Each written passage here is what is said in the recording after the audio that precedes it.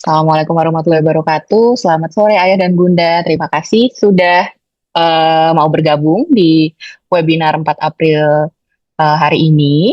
Saya akan membawakan materi tentang melindungi anak dari campak yang mungkin Ayah Bunda udah sedikit-sedikit mendengar ya bahwa sekarang campak itu lagi banyak kasusnya.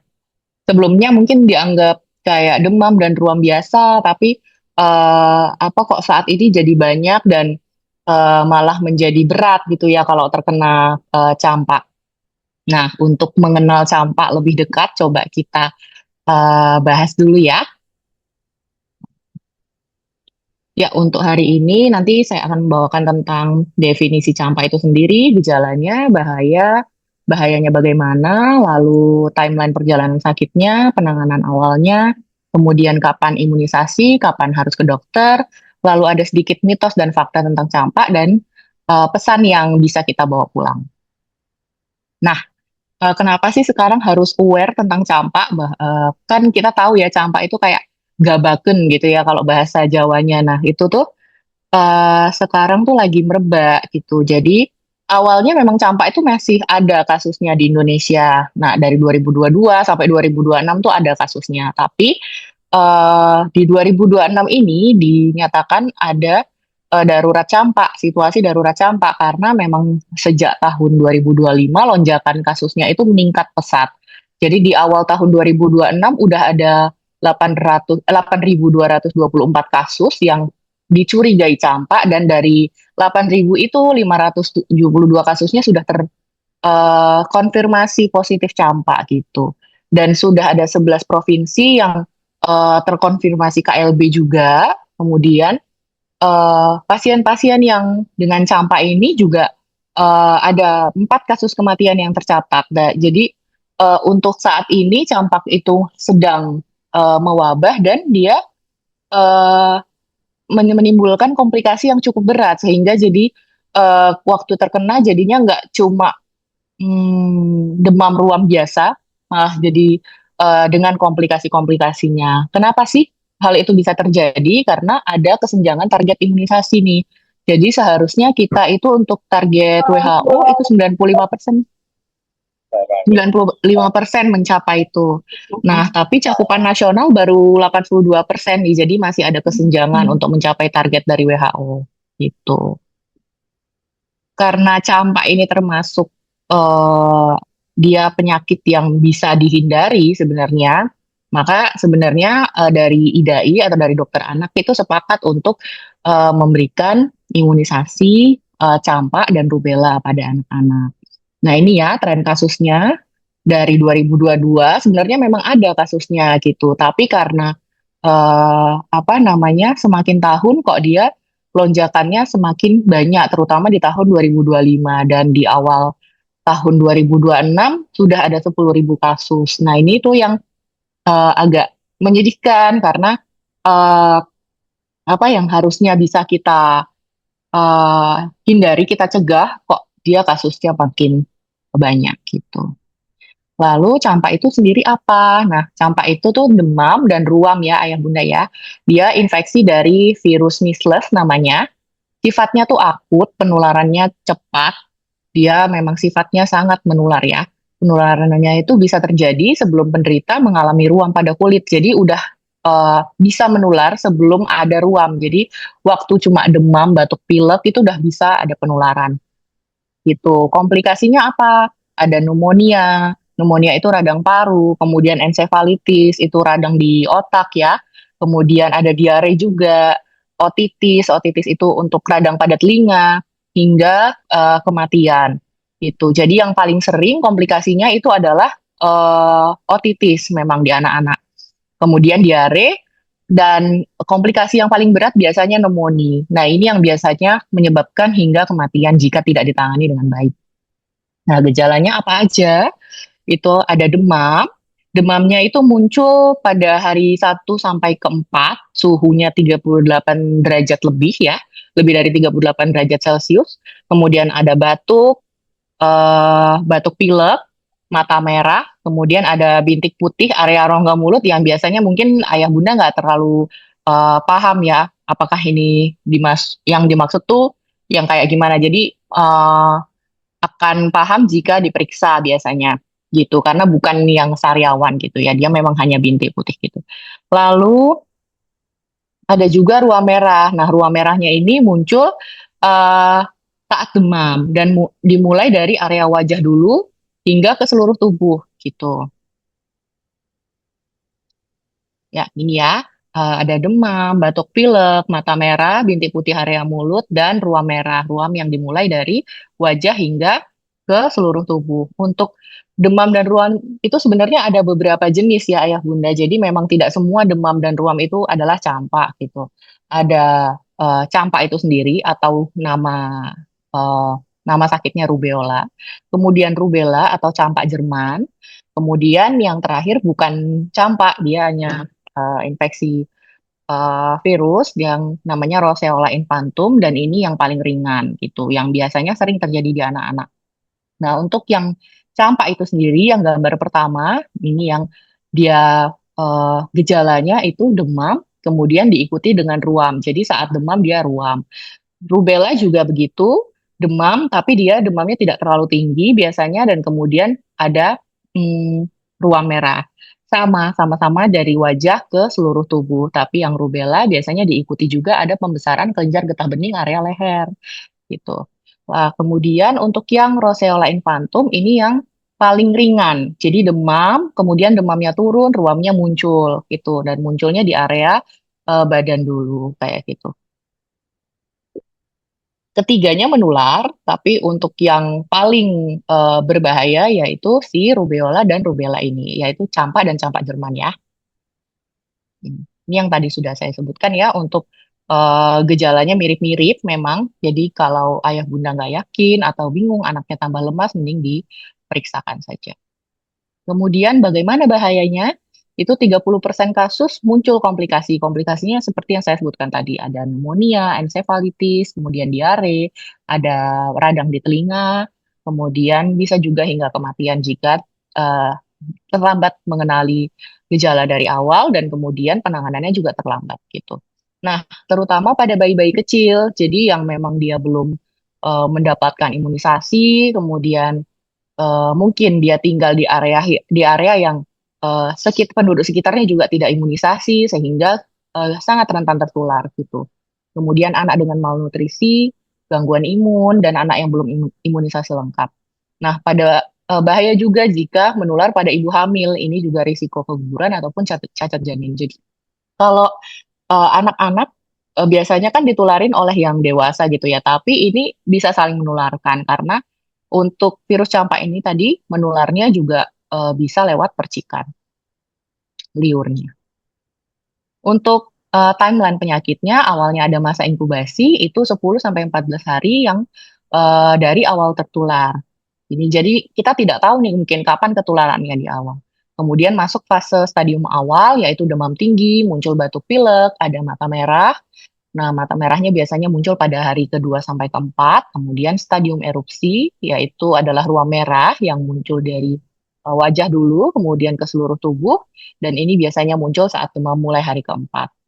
Kemudian yang terakhir stadium penyembuhan. Jadi ini adalah stadium awal, stadium-stadium campak yang mungkin tanpa komplikasi. Jadi ringan dia, gitu. Bisa kita awasi di rumah, tidak perlu rawat inap, bisa rawat jalan, gitu. Bisa telateni di rumah, gitu, ayah bunda. Tapi kalau yang dengan komplikasi, maka kita sarankan untuk rawat inap. Nah, yang terakhir stadium penyembuhan. Nah, di stadium penyembuhan ini ruam kulitnya perlahan menghilang. Biasanya hilangnya pada hari ke-7 sampai 10 gitu. Biasanya di 10 harian. Nah, penularannya 4 hari sebelum muncul ruam dan 4 hari setelah ruam menghilang itu juga masih bisa menularkan. Maka dari itu pada anak yang kena campak kami sarankan dia untuk isolasi di rumah gitu. Di rumah pun dia mungkin tidak akan jadi kayak zaman COVID dulu ya Bunda. Jadi dia memang harus isolasi, tidak gabung-gabung makan minumnya bersama keluarga lainnya. Nah gitu. Jadi memang untuk penangannya memang khusus karena memang penularannya cepat sekali dan gampang sekali untuk menular. Penularannya bisa lewat percikan ludah dan dari udara yang terkontaminasi. Kemudian bagaimana jika anak tersebut terkena campak? Kita harus pantau gejalanya dulu selama masa inkubasi tadi. Gitu. Mungkin kita tidak tahu ya apakah dia tertular campak atau tidak karena kan mungkin misalnya nih lagi kumpul-kumpul keluarga tapi terus ada yang demam batuk pilek tapi nggak tahu dia belum muncul ruamnya saat itu. Nah, itu mungkin sudah tertular. Kemudian setelah tertular itu ya kita kan jadinya nggak tahu ini kapan ketularannya gitu. Jadi waktu awal demam batuk pilek mungkin di situ kita harus memantau gejalanya. Gejala anak apakah dia memang menuju ke arah campak atau hanya demam batuk pilek biasa gitu. Kemudian membatasi kontak dengan bayi kecil yang di bawah 3 bulan terutama, kemudian lansia karena masuk kelompok rentan, lalu ibu hamil. Kemudian individu-individu rentan seperti yang eh, punya komorbidit. Komorbid itu penyakit penyerta, yaitu misalnya dia punya penyakit imun atau penyakit imunodefisiensi kayak gitu. Nah, ini kita minta pasiennya untuk isolasi di rumah juga.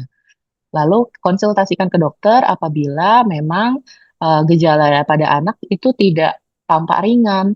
Jadi kalau eh, diperiksakan dengan tujuan ini termasuk campak yang ringan, bisa di rumah saja atau dia harus dirawat inap gitu. Kemudian kita imunisasi kejar jika anaknya belum diimunisasi sebelumnya. Lalu kita usahakan untuk pelacakan kontak. Biasanya dilakukan pelaporan ke puskesmas terdekat. Gitu. Kemudian untuk tata laksana di rumah bisa dilakukan istirahat yang cukup, kemudian cukupi kebutuhan nutrisi dan cairannya. Lalu kontrol demam bisa diberikan penurun panas sesuai dosisnya, kemudian tiap 4 sampai 6 jam sekali. Lalu berikan vitamin A, biasanya rutin ya ibu-ibu di bulan Februari dan Agustus gitu kalau ada yang posyandu biasanya diberikan vitamin A rutin gitu. Tapi kalau dia kena campak, vitamin A-nya harus ekstra jadi diberikan 2 hari. Tuh, kemudian perawatan mata apabila ada mata merah tadi diberikan dengan larutan garam ya. Kemudian dibersihkan dan diberikan salep antibiotik. Untuk penanganan komplikasinya, kita mencegah infeksi tambahan dengan isolasi pasien campak tersebut. Kemudian kita cari kontaknya dari siapa penularannya agar yang sebelumnya juga dia diisolasi dan dilaporkan. Kemudian kita ajarkan anak kita untuk etika batuk, cuci tangan, lalu vaksinasi untuk pencegahan. Kita pantau tanda bahayanya. Tanda bahayanya nanti saya sebutkan di belakang. Nah, vitamin A di sini tujuannya bukan untuk menggantikan imunisasi. Dia untuk memperbaiki sel epitel-epitel yang rusak. Jadi kalau di pernafasan salurannya rusak karena campak, kemudian di bagian putih mata juga rusak karena campak, jadi merah, meradang. Kemudian di saluran cerna, nah itu diperbaiki dengan si vitamin A ini tadi. Untuk dosisnya berikut, biar ayah bunda nggak usah pusing-pusing, bawa aja periksa, kemudian nanti biar dosisnya ditentukan oleh tenaga kesehatan yang udah ada. Kemudian jadwal imunisasi campak ada yang di Indonesia yang udah ada itu di usia 9 bulan ya paling kecil. Jadi untuk yang di bawah itu mungkin dia masih rentan tertular infeksi. Kemudian yang kedua atau boosternya di usia 18 bulan, lalu lanjutannya itu di kelas 1 SD. Nah, untuk yang belum imunisasi bagaimana? Tetap dilakukan imunisasi. Jadi imunisasi kejar jika belum pernah imunisasi. Nah, imunisasi kejar caranya bagaimana? Jika dia kurang dari 9 bulan dan belum vaksin, memang tidak eh, tidak disarankan saat ini. Masih ditunggu dulu usia 9 bulan, kecuali memang wabahnya meluas sampai hampir ke seluruh Indonesia mungkin. Nah, ini mungkin perlu ada kebijakan khusus. Tapi sampai saat ini dari Kemenkes ataupun dokter anak di Indonesia belum ada penetapan khusus ya untuk pemberian vaksin di bawah 9 bulan. Kemudian untuk 9 sampai 11 bulan dan belum vaksin, ini kita berikan dosis pertama imunisasi. Kemudian di atas 12 bulan dan belum pernah vaksin, kita berikan juga 2 dosis, nanti jaraknya minimal 4 minggu. Untuk umur 12 bulan sampai dan sudah pernah 1 kali dosis, kita lengkapi dosis yang selanjutnya Begitu juga yang umur 12 bulan dan sudah 2 dosis, itu tidak perlu vaksin lagi. Dan usia remaja ataupun dewasa yang belum pernah imunisasi sama sekali, itu juga bisa diberikan 2 dosis MR dan MMR, jaraknya minimal 4 minggu. Nah, untuk apa namanya untuk vaksin ini tadi, apabila dia sudah pernah terkena campak sebelumnya, kita juga tetap berikan vaksinnya itu. Ini ya untuk alurnya. Kemudian untuk kapan harus ke dokter ataupun IGD, jika ada tanda kegawatan, tanda gawatnya itu adalah gawat nafas, misalnya sesak, lemas, atau anaknya tampak sering tidur. Kemudian ada dehidrasi, diare muntah terus-menerus, kemudian lemas, buang air kecilnya berkurang, kemudian atau dia tidak BAK dalam 6 jam. Kemudian keterlibatan sistem saraf, ada kejang, penurunan kesadaran, kemudian demamnya tidak turun dengan obat. Jadi tidak bereaksi dengan penurun panas. Kemudian ini beberapa mitos dan fakta seputar campak yang ada di masyarakat kita nih yang bikin jadinya hoax-hoax itu menyebar gitu. Jadi kadang harus gimananya takut gitu karena terlalu banyak berita hoax sehingga itu yang dipercaya gitu ya. Yang pertama mitos itu campak itu penyakit ringan nanti juga sembuh sendiri. Iya, kalau dia memang yang ringan. Tapi eh, kalau dia dengan komplikasi yang tidak disadari oleh orang tua yang harusnya bisa ditangani dengan baik, tapi akan menjadi lebih berat gitu. Jadi kalau telat mendeteksi dari awal gitu. Kemudian kalau anak sudah pernah imunisasi, tetap bisa kena campak. Itu eh, apa namanya? Eh, iya, memang iya, tapi tidak 100%. Karena imunisasi itu tidak 100% bisa mencegah eh, campak. Tapi harapannya kalau sudah diimunisasi, dia punya kekebalan tubuh terhadap campak sehingga dengan adanya imunisasi itu, kalau kena campak lebih ringan gitu. Nah, ini tadi untuk mitos vitamin A bisa mencegah campak itu tidak, karena vitamin A bukan pencegah campak, tapi dia membantu memperbaiki tadi sel-sel yang rusak di area tertentu yang tadi dilewati oleh si virus campak. Kemudian campak cuma butuh istirahat di rumah, tidak perlu ke dokter. Ini kalau ringan mungkin iya, tapi kan kadang di rumah yang bagi yang belum tahu itu ringan atau enggak, itu mungkin kalau dia berubah menjadi berat ternyata anaknya sudah ada nafas cepat, nah itu akan terlambat jika sudah eh, apa namanya memasuki fase komplikasi yang berat, sehingga sebaiknya memang saat muncul keluhan seperti gejala yang saya sebutkan di depan tadi, sebaiknya diperiksakan ke dokter untuk menentukan apakah dia cukup istirahat di rumah atau harus rawat inap gitu. Jadi campak ini bukan penyakit sepele, maka harapannya kita bisa mencegah si campak ini tadi dengan imunisasi lengkap. Begitu ayah dan bunda. Nah, untuk campak ini ke depannya, jadi yang dokter anak concern itu adalah campak ini sendiri, walaupun dia ringan, di kemudian hari ada risiko untuk komplikasi sebagai apa namanya ya penyakit di saraf di kemudian harinya gitu. Walaupun mungkin jarang banget dan kecil banget persentasenya, cuma eh, yang kami harapkan juga tidak terjadi gitu. Tapi jika anak sudah terkena campak, maka di kemudian hari dia punya resiko untuk mengalami suatu komplikasi penyakit di sistem persarafan, sehingga memang dibuat kebijakan agar pencegahan campak itu terjadi dengan imunisasi. Mungkin itu yang dapat saya jelaskan. Ayah, Bunda, apakah ada pertanyaan? Baik, terima kasih banyak Dokter Dia. Penjelasan materinya sangat lengkap dan sangat jelas dan insya Allah sangat bermanfaat untuk kita semua ya, Ayah dan Bunda ya. Terima kasih Dokter Dia. Jadi kalau boleh saya simpulkan sedikit ya Dok, kalau penyakit Ya, campak ini ternyata memang nggak boleh kita sepelekan ya Dok. Kalau zaman dulu itu kan bilangnya ini cuma ruam biasa seperti itu ya Dok. Tapi ternyata dengan situasi saat ini tuh membuktikan bahwa campak ini tidak bisa kita sepelekan, ayah bunda. Tadi sudah disampaikan oleh dokter Dia bahwa tanda-tandanya yaitu awalnya anak-anak kita ada apa namanya demam, kemudian ada batuk pilek, kemudian ada mata merah juga, dan setelah itu timbul ruam yang diawali dari kepala ataupun wajah terlebih dahulu, baru ke seluruh tubuh. Nah itu ayah dan bunda harus segera cek ke dokter bahwa itu kemungkinan besar adalah campak. Dan tidak perlu panik karena memang di Indonesia sudah cukup siap ya dok untuk menata laksana campak ini gitu ayah dan bunda.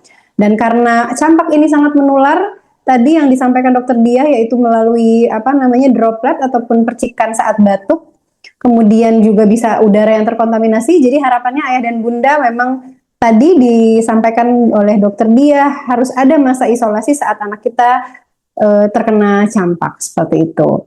Baik, mungkin langsung saja kita buka sesi pertanyaan ya dok. Ya, ya. Untuk ayah dan bunda, nanti ayah dan bunda boleh bertanya melalui raise hand langsung ataupun dari kolom chat.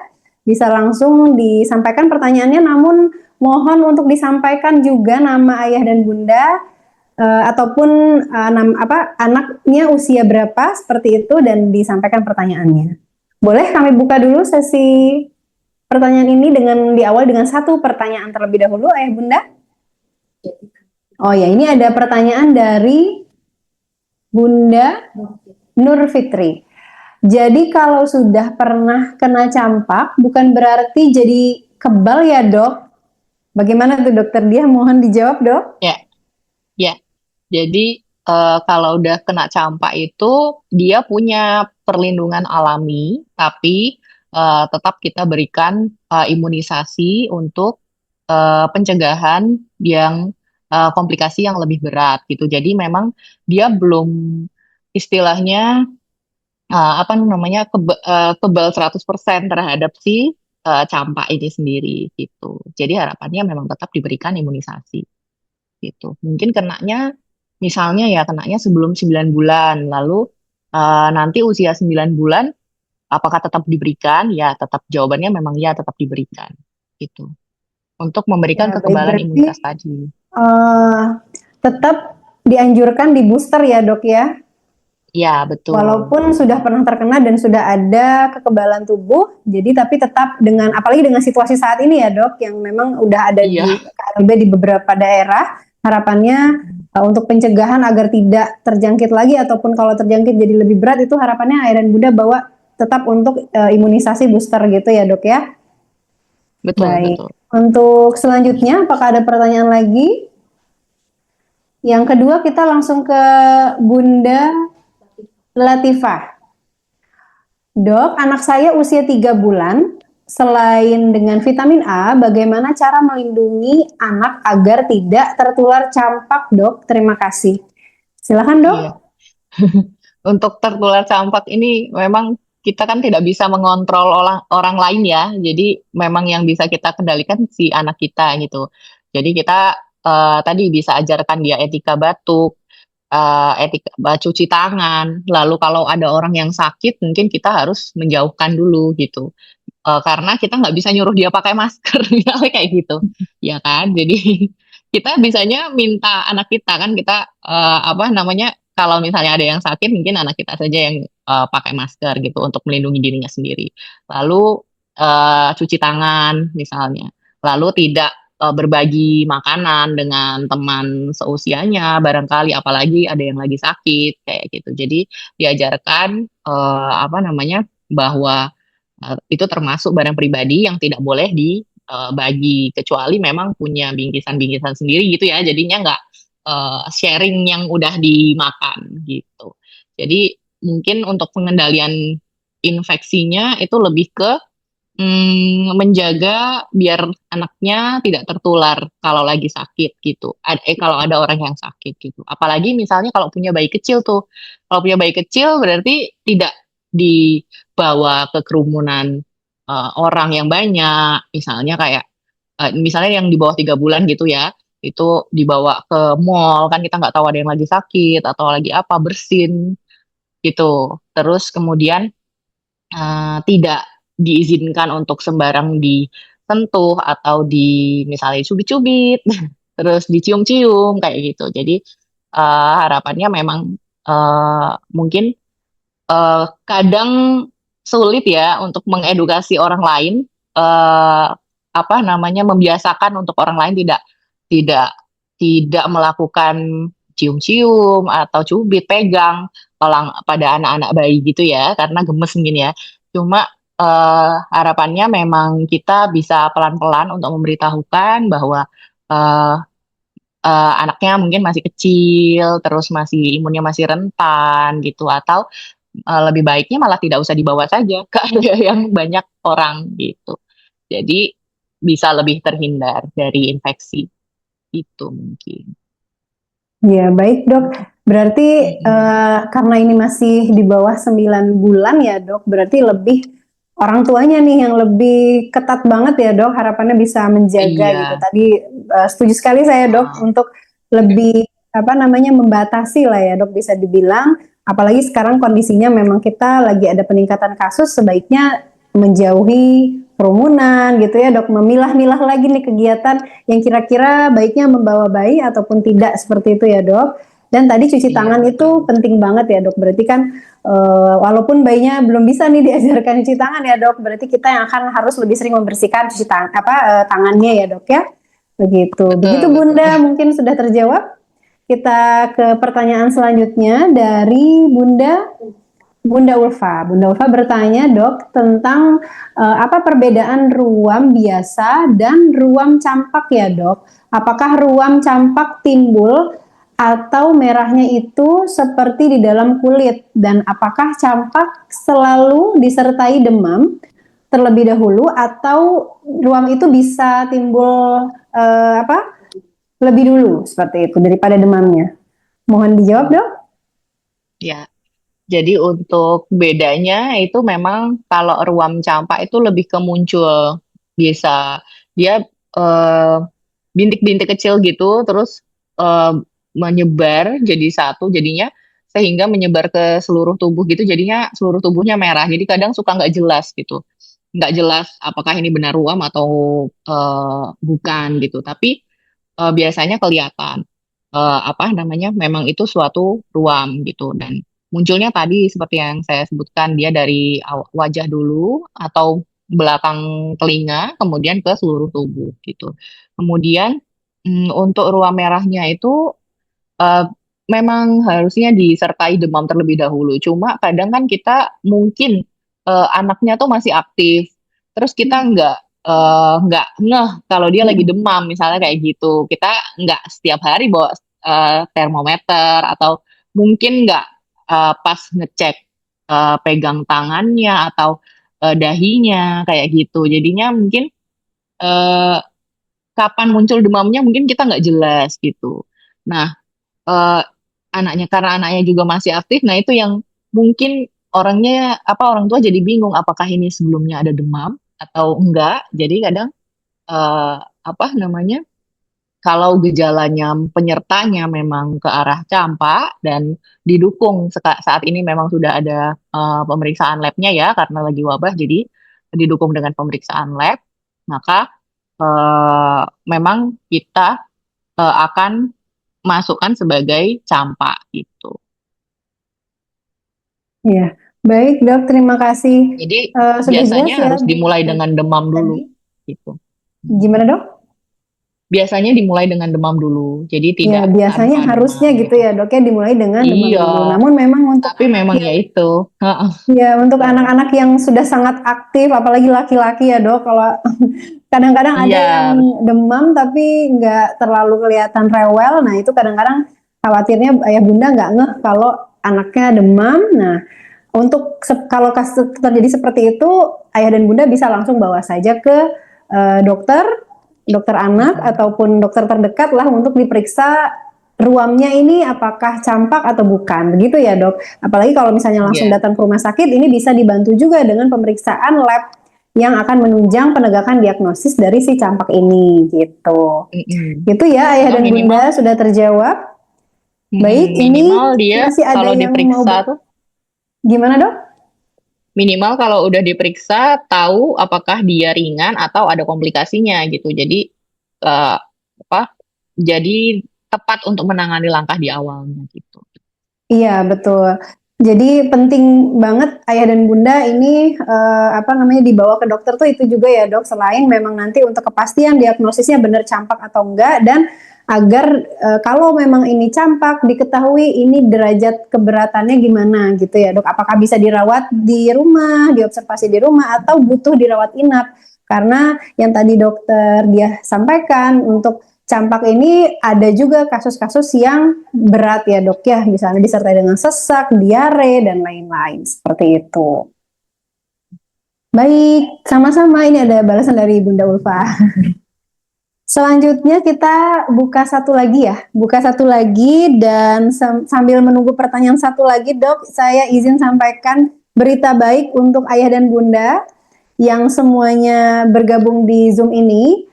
Alhamdulillah nih ada bonus nih, ada berita baik dari teman-teman marketing kita bahwa semua yang menjadi peserta sore ini itu udah bisa mendapatkan voucher free admin saat ayah dan bunda datang berkunjung ke Rumah Sakit Sadewa.